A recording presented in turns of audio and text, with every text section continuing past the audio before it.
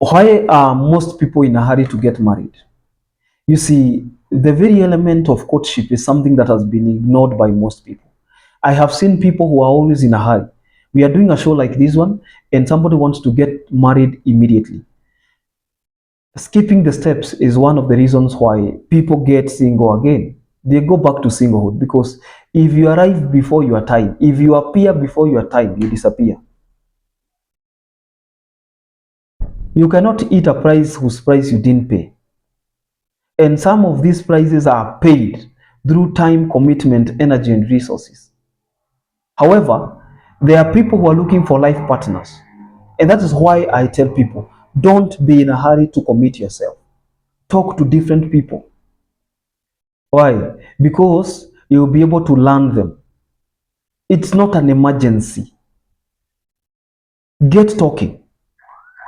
Faith is a shared responsibility with God. You are telling God, you know what? I'm doing my part. I'm waiting for you to perform yours. Because, faith is not just a promise. In fact, the covenant way of faith is that faith is a game of integrity. When yours is committed, God responds. I mean, there are some aspects of faith, some elements of faith that God cannot turn his back on. Somebody has said, this year, I will not end up single. But you cannot just be waiting. You have to do something. You have to get posted, for instance. Get to know how do people get approached. You will be approached. Some of the people who complicate my time here are those who just want to wait for things to happen. They don't want to play their parts.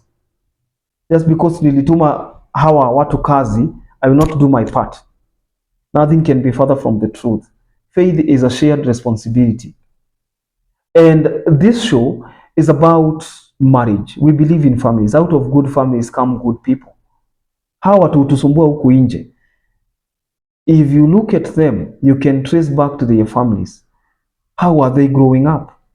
Did they defy some of these rules? Now, in this podcast, I want to teach you, or for the sake of this episode, I want to teach you why you should not be in a hurry. It is good. You see, there is a difference between passive waiting and active waiting. Active waiting is what I want. Passive, no.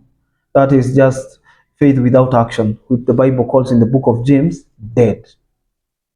How do we share responsibility to ensure that somebody has gotten a match appropriately? Because one thing I want us to agree is that there is no way you could have been single for the last 20 years and you want to get married for 1 week. After 1 week, you just want everything done and dusted. Are you trying to manipulate people, or what are you trying to do? Why are you skipping the steps? Why are you not willing to walk the journey? What is this emergency? I have started by saying in the first episode I did, you can go watch it, that it is not important. The end justifies the means. For instance, if you take your time and you get a good partner, people will clap. If you appear before your time, you will disappear. If you skip the steps, ladies and gentlemen, it will be catastrophic. In the end, I've been doing this show for the last 3 years and something. I can tell you for a fact, people who don't want to wait, there are people we've walked this journey with 1 year, they're happily married. An entire year. Somebody is saying, Mimi Jenga, nimekuwa single for 15 years. There is no way I'm expecting you to give me a wife within a week. And you know how people are, huh? Jenga, umenyamaza siku mbili. No. Timu yako wananyamaza. No. Sometimes, for instance, the story section right now, zitarudi wakati watu wetu wenye wako kwa ofisi watarudi after the break. We are on break. There are people who are on break. It's not an emergency. So what I want people to do is to focus on the most important things. Courtship. It is better to have a broken relationship than to have a broken marriage. If you rush the process of courtship, nataka tuanze kuambiana, and one thing I like about most people is that we have an overwhelming majority of very patient people.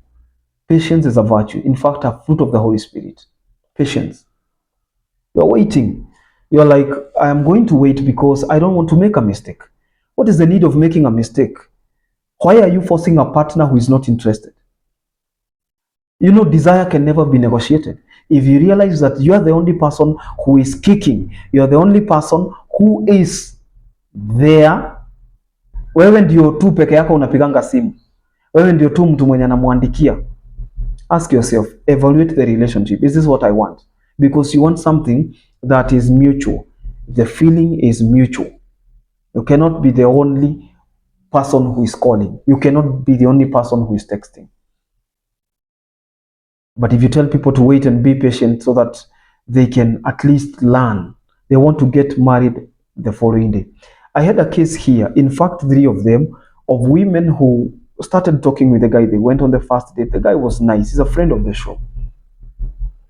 I'm telling you, the next weekend she was there with her son, with clothes. And the man is like, I've not even told my children I was bringing you here so that you can see my home. I want you to see that I'm not having somebody, because nobody will bring you into their matrimonial home if they have a good head. The guy is like, he is widowed, so you can see this is home, eat, cook, let's taste your food, and then you go home. You will not even spend the night. Just go home. You've seen my children. Let us build the friendship. The woman is like, maybe anafanyanga hivyo na kila mtu. Kwa nini hataki kunioa na Saturday siko kazi? Mimi napatikananga Saturday. You see how you're trying to manipulate that man. He will run away. But if you waited, that man will be like, it's been a journey. It's worth it. Because if at some point somebody will feel manipulated, ask most women who left their marriages. Waliolewa without their consent. They were never asked.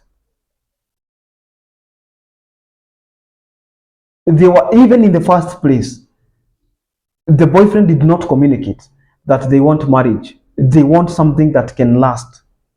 It was out of convenience. Somebody got pregnant. They realized they can't work. This marriage cannot work. Go your way, I go my way. And then the person is divorced. Just like that. You don't have a spare life. Don't waste this one. You see, there are so many red flags that people can observe in marriage, and I think that forms the basis of our next podcast. And some of these red flags are things we can be able to discuss, so that if you realize that you are seeing them in your marriage, in your relationship, before you get married, that is, you can be able to avoid. So let us not be in a hurry. Let us always walk with virtue. Learn the person. Be introduced to their families. Ask that person, what is your relationship between you? What is the relationship between you and your family? If they tell you that mimi hatusikizanangi na anybody, wananionea, hawanipendi, you're walking with a red flag. It's just a matter of time before you are caught badly. I'll see you in the next video. Don't forget to subscribe, like this video, and leave a comment in the section below. Bye bye.